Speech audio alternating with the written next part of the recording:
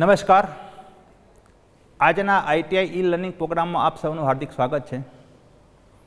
આજે હું આઈટીઆઈમાં ચાલતા મિકેનિક ડિઝલ્ટેડ અંતર્ગત hydraulic brake, hydraulic power circuit, hydraulic જેકની સર્કિટ ટ્રેસ કરવાની પ્રેક્ટિસનું તાલીમસર માર્ગદર્શન આપીશ.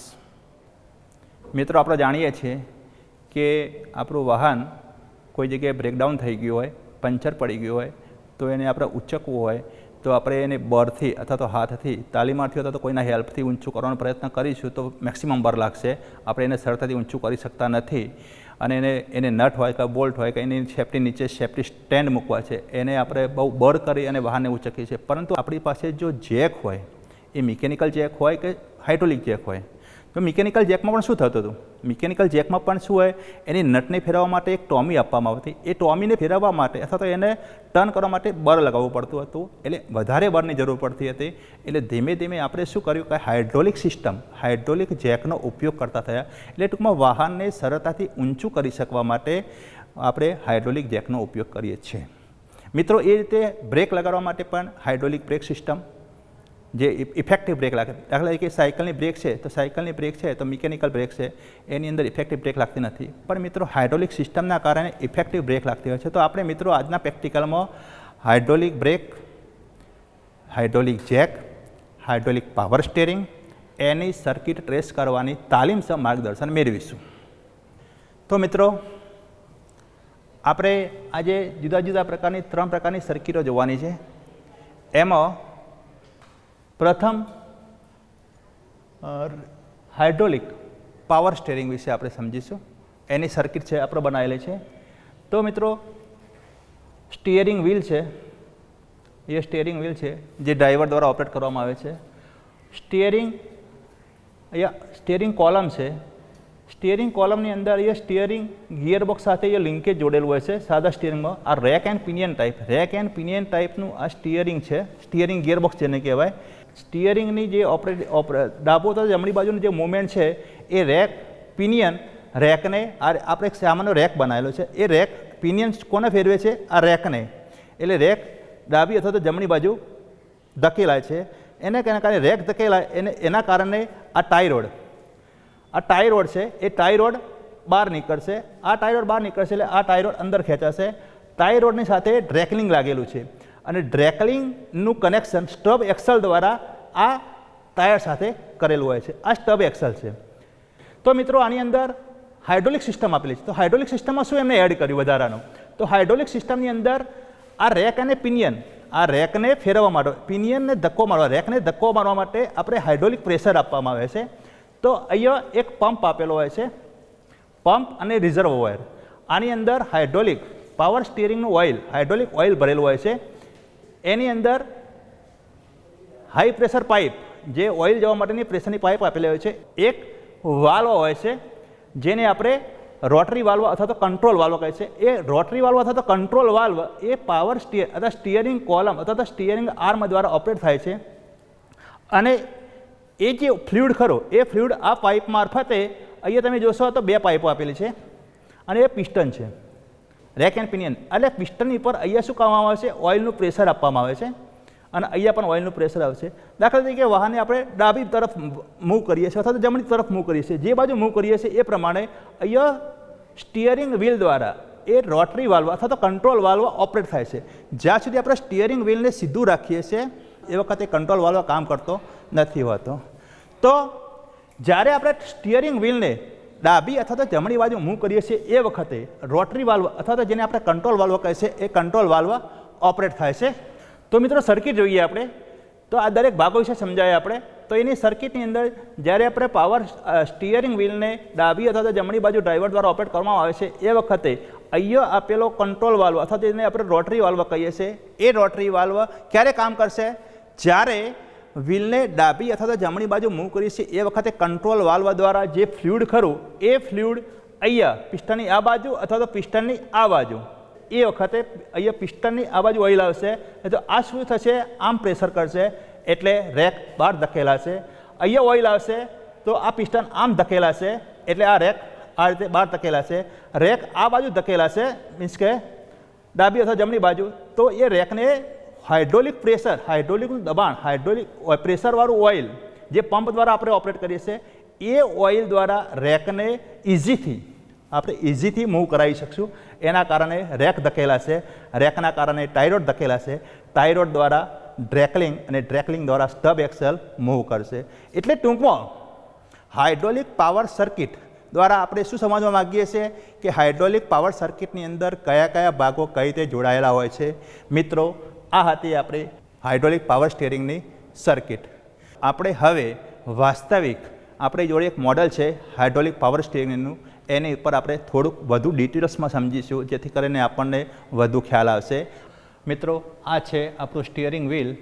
સ્ટીયરિંગ વ્હીલ ડ્રાઈવર દ્વારા ડાબી અથવા તો જમણી બાજુ આપણે સ્ટીયરિંગ કોલમની અંદર સ્ટીયરિંગ શાફ્ટ, અહીંયા એક યુનિવર્સલ જોઈન્ટ આપેલો છે. જો કોઈ એંગલ આવે સ્ટીયરિંગ વ્હીલથી અથવા તો કોઈ એંગલ આપે તો એંગલ મેન્ટેન કરવા માટે અહીંયા યુનિવર્સલ આપેલું હોય છે. એ યુનિવર્સલ એટલે મીન્સ કે સ્ટીયરિંગ શાફ્ટ જ છે. એક યુનિવર્સલ છે, એક બીજું યુનિવર્સલ અહીંયા છે. અહીંયા એક વાલ્વ આપેલો છે જેને આપણે કંટ્રોલ વાલ્વ અથવા તો રોટરી વાલ્વ કહીએ છીએ. આ છે રિઝર્વ વાયર. આની અંદર હાઇડ્રોલિક ફ્લુઇડ ભરવામાં આવતું હોય છે. એની અંદર બે પાઇપો આપેલી છે હાઇડ્રોલિક ઓઇલને પસાર થવા માટે. એક છે અંદર પંપ દ્વારા ખેંચાશે અને એક પાઇપ છે રિટર્ન. મિત્રો, જ્યારે અહીંયા જોઈએ તો બે પાઇપો આપેલી છે. અહીંથી રોટરી વાલ્વમાંથી બે પાઇપો નીકળે છે. એક પાઇપ અહીંથી વચ્ચેના ભાગમાં પિસ્ટન હશે, એક પાઇપ પિસ્ટનની આ બાજુ પ્રેશરવાળી ઓઇલની, અને એક પાઇપ પિસ્ટનની આ બાજુ. વચ્ચે અહીંયા પિસ્ટન હશે, આપણને દેખાતો નથી, કટ સેક્શનમાં તો ખ્યાલ આવે, પણ અહીંયા વચ્ચે પિસ્ટન હશે. એટલે જ્યારે અહીંયા છે ડ્રેકલિંગ, આ ડ્રેકલિંગ છે અને આ ટાઈ રોડ છે. અંદર આવી ગયું આપણું રેક એન્ડ પિનિયન. આ કયા પ્રકારનું છે સ્ટીયરિંગ? રેક એન્ડ પિનિયન ટાઈપનું સ્ટીયરિંગ ગિયરબોક્સ છે. તો મિત્રો, તમને ખ્યાલ આવી ગયો. જોઈએ ફરીથી એક વખતે ટૂંકમાં. અહીંયા એક પંપ છે જે હાઇડ્રોલિક પંપ કહેવાય. પ્રેશરથી ઓઇલને આપણે સિસ્ટમની અંદર ફેરવશે. એના ઓપરેટ કરવા માટે આપણે મોડલમાં એક મોટર ફિટ કરેલ છે. મોટર દ્વારા આ પંપને આપણે ઓપરેટ કરીએ છીએ. પંપ ચાલે છે એટલે રિઝર્વવાળનું જે ઓઇલ છે એ ઓઇલ સિસ્ટમમાં દાખલ થાય છે અને એ પ્રેશરવાળું ઓઇલ એ રોટરી વાલ્વ સુધી આવશે. રોટરી વાલ્વ ક્યારે કામ કરશે અથવા કંટ્રોલ વાલ્વ ક્યારે કામ કરશે? જ્યારે સ્ટીયરિંગ વ્હીલને ડાબી અથવા તો જમણી બાજુ આપણે મૂવ કરીએ છીએ ત્યારે જ રોટરી વાલ્વ અથવા તો કંટ્રોલ વાલ્વ કામ કરશે. ત્યાં સુધી અંદર રહેલું ઓઇલ સિસ્ટમની અંદર ફરે જશે. દાખલા તરીકે આપણે તમને ખ્યાલ હોય તો રેડિએટરની અંદર થર્મોસ્ટેટ વાલ્વ આવે. એ થર્મોસ્ટેટ વાલ્વ ક્યારે ખુલે? કે જ્યારે એન્જિનનું ટેમ્પરેચર 80 ડિગ્રી સેન્ટીગ્રેડ થાય ત્યારે થર્મોસ્ટેટ વાલ્વ ખુલે છે. ત્યાં સુધી રેડિએટરનું પાણી એન્જિનમાં જ્યાં સિવાય રેડિએટરમાં જ ફરે છે. જ્યાં સુધી પાણીનું ટેમ્પરેચર 80 ડિગ્રી સેન્ટીગ્રેડ થાય છે ત્યારે જ થર્મોસ્ટેટ વાલ્વ ખોલવાના કારણે એ પાણી એન્જિનની અંદર સર્ક્યુલેટ થતું હોય છે. તો મિત્રો, કંઈક આમાં એવું જ છે કે અહીંયા જે ઓઇલ છે એ ઓઇલ જ્યાં સુધી પંપ ચાલે છે એટલે એ ઓઇલનું સર્ક્યુલેશન ચાલુ જ રહેશે. પણ એ ઓઇલ જ્યાં સુધી આપણે સ્ટીયરિંગ વ્હીલને ડાબી અથવા જમણી બાજુ મૂવ કરતા નથી ત્યાં સુધી એ ઓઇલ સર્ક્યુલેટ થઈ જશે. આ સિસ્ટમની અંદર પંપ ઓપરેટ કરશે એટલે રોટરી વાલ્વ અથવા તો કંટ્રોલ વાલ્વ ખુલતો નહીં હોય અને ઓઇલ એની અંદર સર્ક્યુલેટ થયા કરે છે. જેવું સ્ટીયરિંગ વ્હીલને આપણે ડાબી અથવા તો જમણી બાજુ મૂવ કરીએ છીએ તરત જ કંટ્રોલ વાલ્વ દ્વારા એ ઓઇલ પિસ્ટન ઉપર, પિસ્ટનની આ બાજુ અથવા તો પિસ્ટનની આ બાજુ દાખલ થાય છે, જે પોઝિશન હશે એ પ્રમાણે. તો જ્યારે ઓઇલ શા માટે આપણે, તો આપણને ખબર છે કે ભાઈ રેક એન્ડ પિનિયન ટાઈપ છે, એની અંદર આપણે હાઇડ્રોલિક પાવર સ્ટીયરિંગ એટલે સરળતાથી વાહનને ડાબી અથવા જમણી બાજુ મૂવ કરી શકીએ. એટલા માટે આપણે હાઇડ્રોલિક પાવર સ્ટીયરિંગનો ઉપયોગ કરતા હોઈએ છીએ. તો એ પ્રેશરવાળું ઓઇલ રેક ઉપર આવશે, રેકને ધક્કો મારશે, રેક ડાબી અથવા જમણી બાજુ ધકેલાશે. એના કારણે ટાઈ રોડ ધકેલાય છે. ટાઈ રોડ દ્વારા ડ્રેકલિંગ અને ડ્રેકલિંગ દ્વારા સ્ટબ એક્સલ સાથે ટાયર જોડાયેલું હોય છે અને એના કારણે વાહન ડાબી અથવા જમણી બાજુ ઓછા બળે ટર્ન કરી લઈ શકીએ છીએ. તો મિત્રો, આ હતી આપણી હાઇડ્રોલિક પાવર સ્ટીયરિંગની સર્કિટ. તો મિત્રો, આપણે હાઇડ્રોલિક પાવર સ્ટીયરિંગ આપણને કઈ રીતે સરળતાપૂર્વક વાહનને ડાબી અથવા જમણી બાજુ મૂવ કરી શકાય છે એના વિશે સમજ્યા. એ જ રીતે હવે આપણે વાહનમાં લાગતી હાઇડ્રોલિક બ્રેક અને એના વડે આપણે વાહનને કઈ રીતે ઓછા બળે અસરકારક રીતે બ્રેક લગાડી શકીએ છીએ એના આપણે એક સર્કિટ ડાયાગ્રામ બનાવે છે. તો મિત્રો, આપણે એ સર્કિટ જોઈએ. તો મિત્રો, આ હાઇડ્રોલિક બ્રેક સિસ્ટમ છે. હાઇડ્રોલિક બ્રેક સિસ્ટમનો આપણે લાઈન ડાયાગ્રામ અહીંયા એવો પ્રયત્ન કરવામાં આવ્યો છે કે અત્યારની જે લેટેસ્ટ ટેકનોલોજી છે ને ડિસ્ક બ્રેક, એ પણ આપણે સમજાવવાનો પ્રયત્ન કર્યો છે. અને આપણી આ ડ્રમ બ્રેક છે. બંને પ્રકારની હાઇડ્રોલિક બ્રેક સિસ્ટમ આપણે સમજાવવાનો પ્રયત્ન કર્યો છે. તો આ છે રિઝર્વોયર જે માસ્ટર સિલિન્ડરના ઉપર જ બનેલો હોય છે. આ માસ્ટર સિલિન્ડર છે. માસ્ટર સિલિન્ડર ટેન્ડમ ટાઈપનો છે. માસ્ટર સિલિન્ડરનું ફંક્શન આપણે આખી સિસ્ટમમાં સમજીશું. અત્યારે આપણે સર્કિટ જ સમજવાની છે. તો માસ્ટર સિલિન્ડરની અંદર ટેન્ડમ માસ્ટર સિલિન્ડરમાં રહેલું ઓઇલ એક ડિસ્ક એટલે મીન્સ કે આગળના ભાગમાં જશે અને એક ઓઇલ છે કંટ્રોલિંગ થઈ અને પાછળના ભાગમાં જાય છે. મિત્રો અહીંયા શું કર્યું, એ કંટ્રોલ પ્રેશરવાળું પ્રેશરાઇઝ ઓઇલ પ્રેશર પાઇપ મારફતે ડ્રમની અંદર રહેલા વ્હીલ સિલિન્ડર સુધી પહોંચે છે. વ્હીલ સિલિન્ડર વ્હીલમાં લાગે છે એટલે વ્હીલ સિલિન્ડર છે. માસ્ટર સિલિન્ડર એટલે માસ્ટર છે, બધા વ્હીલ સુધી ઓઇલ પહોંચાડવા માટે, એટલે વ્હીલ સિલિન્ડર સુધી પહોંચાડે છે. વ્હીલ સિલિન્ડરની અંદર રહેલા પિસ્ટન, બે બાજુ પિસ્ટન હોય છે, એક પિસ્ટન આ બાજુ ધકેલા છે, એક પિસ્ટન આ બાજુ ધકેલા છે. એટલે બંને સાઈડ પછી શું બ્રેક શૂ લાગેલા હોય છે, એ બ્રેક શૂને એક્સપાન્ડ કરે છે, બહારની તરફ ધકેલે છે અને બ્રેક જે ડ્રમ ફરતું હોય છે ફરતા ડ્રમના કોન્ટેક્ટમાં આવશે એટલે બ્રેક લાગે છે. તો આ થઈ માસ્ટર હાઇડ્રોલિક બ્રેક સર્કિટ. જ્યારે બ્રેક પેડલ છોડી દેવામાં આવે છે એટલે અહીંથી આપણે દબાણ હળવું થઈ ગયું એટલે બ્રેક પેડલ રિટર્નિંગ સ્પ્રિંગના કારણે પાછું આવશે. અંદર રહેલું પ્રેશર ઓછું થવાના, દબાણ ઓછું થવાના કારણે અહીંયા જે સિસ્ટમમાં છે ઓઇલ પાછું આવશે. કેમ પાછું આવશે? કારણ કે અહીંયા બ્રેક પેડલ રિટર્નિંગ સ્પ્રિંગ છે અને પેડલ રિટર્નિંગ સ્પ્રિંગના મદદથી પેડલ પાછું આવશે અને બ્રેક શૂ રિટર્નિંગના કારણે, કારણ કે બ્રેક શૂ શું છે, સ્પ્રિંગ ટેન્શન વિરુદ્ધ એક્સપાન્ડ થયેલા હોય છે, એટલે તમે દબાણ હળવું કરશો એટલે દબાણના કારણે બ્રેક શૂ પાછા મૂળ પોઝિશનમાં આવશે, એટલે પિસ્ટન પાછા મૂળ પોઝિશનમાં આવશે, એટલે એની અંદર રહેલું ઓઇલ રિટર્ન થશે અને રિટર્ન થયેલું ઓઇલ પાછું માસ્ટર સિલિન્ડરમાં થઈ અને રિઝર્વોયરમાં દાખલ થઈ જતું હોય છે. તો મિત્રો આ હતી આપણી હાઇડ્રોલિક બ્રેક સિસ્ટમ.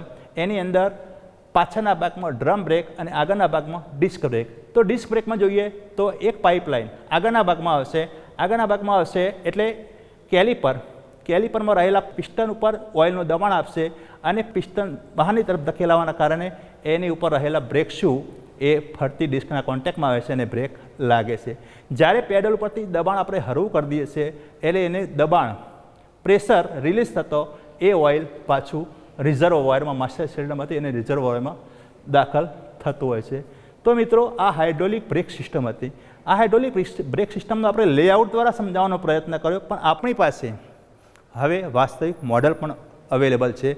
તો તાલીમાર્થી મિત્રો તમને વ્યવસ્થિત અને ઊંડાણપૂર્વક સમજણ પડે એવા પ્રયત્ન માટે હું તમને મોડલ ઉપર એ હાઇડ્રોલિક બ્રેક સિસ્ટમ કઈ રીતે કામ કરે છે, એની અંદર કયા કયા ભાગો લાગેલા હોય છે, હાઇડ્રોલિક સિસ્ટમની અંદર રહેલો બ્રેક ઓઇલ કઈ રીતે કામ કરે છે, આ હું તમને સમજાવવાનો પ્રયત્ન કરું જેથી કરીને તમને વધુ ઊંડાણપૂર્વક એ વિશે સમજણ પડે. પેલા ભાગો જોઈ લઈએ મિત્રો. તો એ બ્રેક પેડલ છે. બ્રેક પેડલ રિટર્નિંગ સ્પ્રિંગ આપેલી છે. અહીંયા જે મેઇન પાર્ટ છે આપણો એ માસ્ટર સિલિન્ડર એ ટેન્ડમ ટાઈપ માસ્ટર સિલિન્ડર છે. એના ઉપર બ્રેક ઓઇલ ભરવા માટેનું રિઝર્વોયર આપેલું છે. એની અંદર પ્રેશર પાઇપ જે હાઇડ્રોલિક જે ઓઇલ ખરું એ પ્રેશરપૂર્વક અંદર વહન થઈ શકે એટલા માટે હાઇડ્રોલિક પાઇપ આપેલી હોય છે. એક પાઇપ છે અહીંયા જશે કેલિપરમાં અને એક પાઇપ છે હાઇડ્રોલિક, અહીંથી બે પાઇપો નીકળે છે ટેન્ડમ માસ્ટર સિલિન્ડરમાંથી. બે ટેન્ડમ એટલે બે, જેની અંદર ટેન્ડમ માસ્ટર સિલિન્ડરની ખાસિયત જ એ છે કે જો એક સિસ્ટમ આગળની અથવા તો પાછળની સિસ્ટમ બ્રેક સિસ્ટમ ફેલ થઈ જાય તો પણ આપણે ધીમે ધીમે અસરકારક બ્રેક મારી શકીએ એટલા માટે એની અંદર ટેન્ડમ માસ્ટર સિલિન્ડરનો ઉપયોગ કરવામાં આવતો હોય છે. તો એક લાઇન છે આપણી ડ્રમની અંદર આવે છે અને એક લાઇન જાય છે આપણી કેલિપરમાં.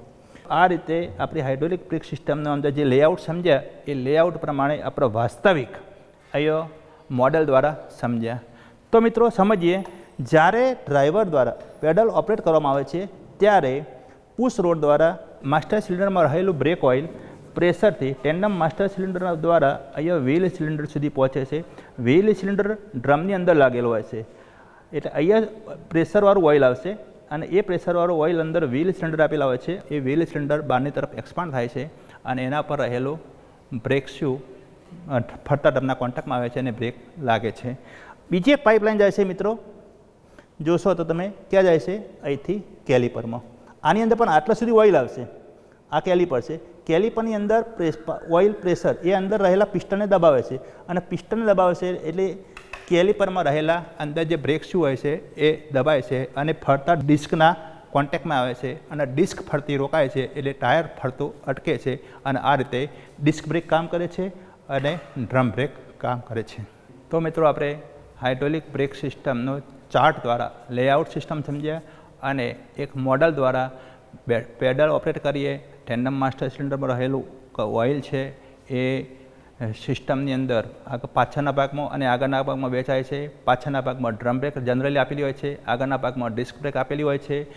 જ્યાં ઓઇલ પ્રેશરવાળું ઓઇલ પાછળના ભાગમાં રહેલા બ્રેક ડ્રમની અંદર રહેલા વ્હીલ સિલિન્ડર સુધી પહોંચે છે, વ્હીલ સિલિન્ડરને એક્સપાન્ડ કરે છે અને ફરતા ડ્રમના કોન્ટેક્ટમાં બ્રેક શૂ આવવાથી ફરતું ડ્રમ અટકે છે અને આ રીતે ડ્રમ બ્રેક લાગે છે.